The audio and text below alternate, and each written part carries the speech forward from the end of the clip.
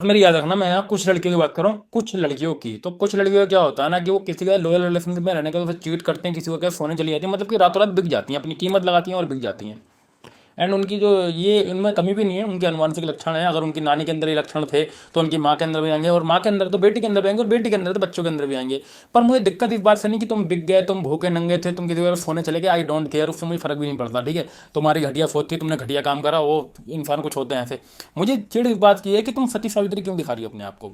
आप स्टोरी लगा रही हो प्रेम महाराज जी की, भोलेनाथ की और शंकर जी की कि मैं देखो, मैं तो कितनी सुधरी हुई है, मैं कितनी अच्छी हूँ, मैं तो भगवान से मिलती हूँ, मैं तो काशी जाती हूँ, मैं तो उज्जैन जाती हूँ।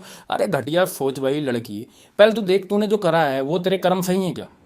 तो आज जो दिखा रही है कि मैं भगवान की स्टोरी लगा रही हूँ, भगवान की स्टोरी लगाने से सब कुछ सही हो जाता है।